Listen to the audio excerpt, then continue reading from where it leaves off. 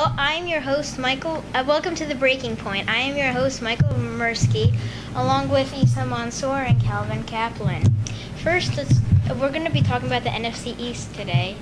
First, let's start off with Calvin Kaplan. So the NFC East race I see is between two teams, the Cowboys and the Redskins.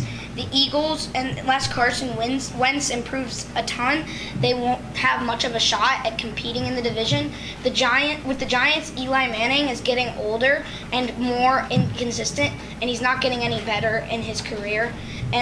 But for the Redskins, they still have Kirk Cousins. They acquired Terrell Pryor from free agency. They had a good draft, picking two defensive guys to help their defense in Jonathan Allen and Ryan Anderson. So their defense should be a lot better next year. And the offense has always been one of the best in the league. And now with the addition of Pryor, it should either stay the same or get better. And now, the Cowboys still have Prescott and Ezekiel Elliott, who led the league in rushing yards last year. So they are probably the favorite to win the division, but the Redskins should probably come a close second. But Calvin, didn't the Redskins lose two offensive weapons in Deshaun Jackson to the Buccaneers and Pierre Garçon to the 49ers? Yes, they did. That's true. But I believe if younger receivers such as Jamison Crowder improve a lot this year, and with the acquisition of Terrell Pryor, I believe that we'll be able to make up for their absence and be able to keep the offense the way it was. Now over to Issa Mansour with some more analysis. Okay, well, I think I agree that it's a two-way race to win the division, but instead of the Redskins and the Cowboys, I'm going to go with the Giants and the Cowboys. The Giants have Eli Manning, who's a very good, respected quarterback, but he is growing older.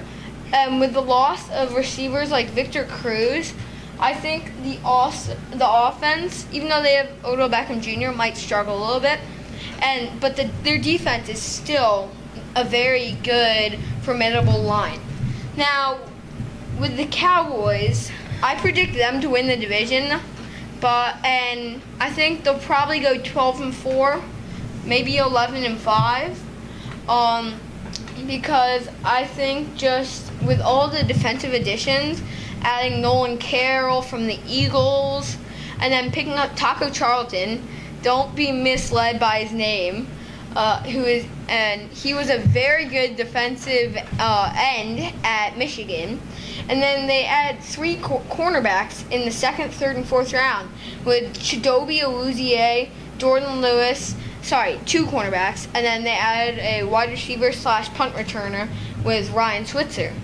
So I think it could be a closer than you would think, but I think the Cowboys will eventually win the division by, I think, 2 games.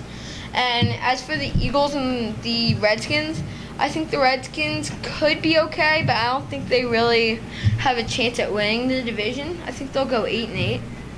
Is that fair, you think? I don't think so, but whatever. I think the Eagles will go 5-11 because I just don't think, after losing Nolan Carroll and Carson Wentz just not performing the way he should have as the number 2 pick, I just don't think they could be a formidable foe to any of the 3 teams.